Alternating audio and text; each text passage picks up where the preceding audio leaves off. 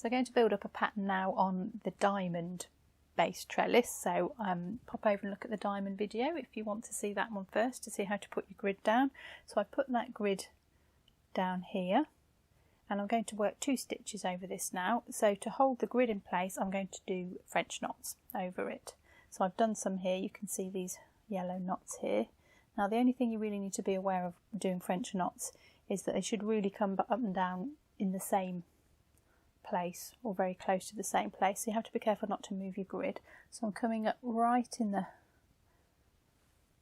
point here where these 2 green threads cross, so you can almost just angle the needle outwards and then work your French knot, and then angle the needle back in again, pull your knot tight so that the knot ends up on top of the green threads and not to the side. It's a little bit trickier to do because you need to work it really nice and close to the green.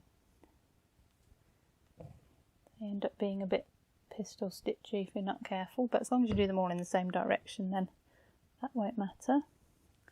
So that's a French knot over each cross section of green thread, and you'll see why I'm doing that, and specifically this colour as well, in a moment. So last one here, just double check that's everything covered, I think so.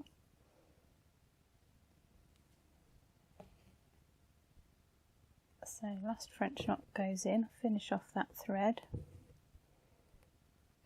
get that out of the way.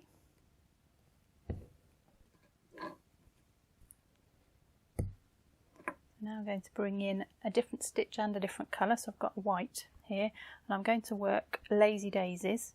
If you've seen that video already, you'll know that Lazy Daisies are made up from detached chains.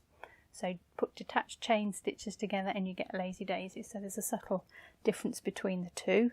So I'm going to work detached chain stitches, but in doing so I'm going to make them into Lazy Daisies. So I've got my yellow daisy centre, and I'm going to use the white for the petals. Now I'm going to put a chain, detached chain or a petal in each space. So I'm only going to have 4.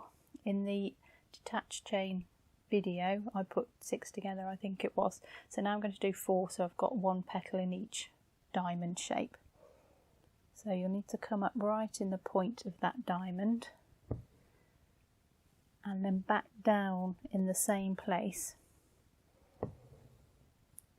You make the loop and you come back up inside the loop. So you can decide, I'm going to put one in all of these 4 squares here, so I'm going to make it about that big.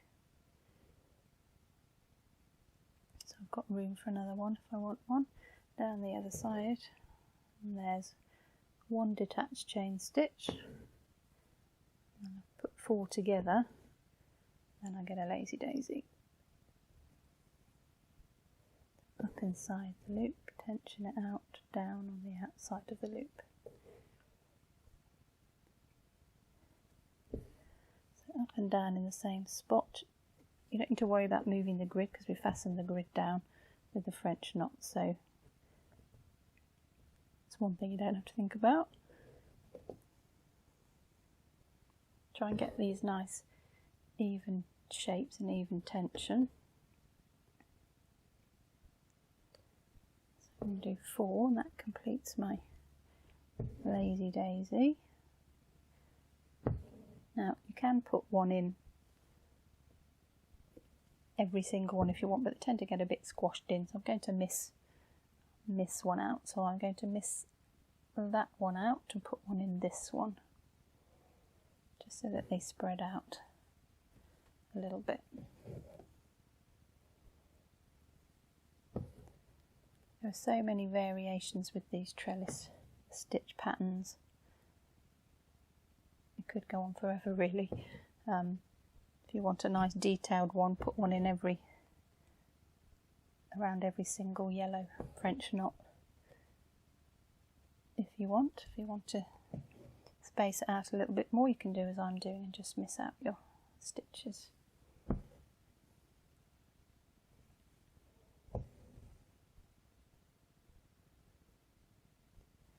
If you want to plot them out on a piece of paper beforehand, you can do that if that helps you.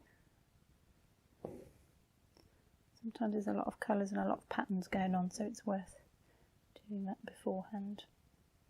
So there's my second one. So I'm just going to put a couple more in just to finish off that petal shape.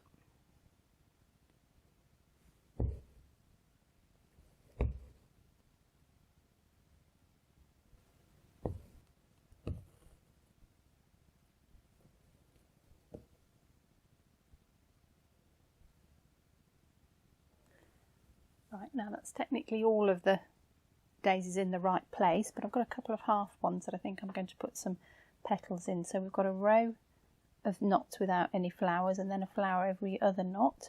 So really there would be one here. I haven't got a centre to my flower though, but I have got a square without anything in it, which looks a little bit odd. So I'm just going to continue the pattern for as long as I can.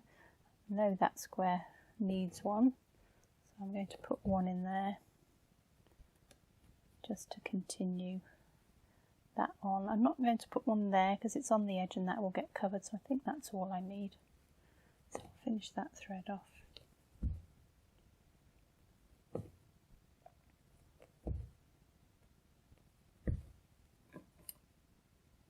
Get rid of my starting knots.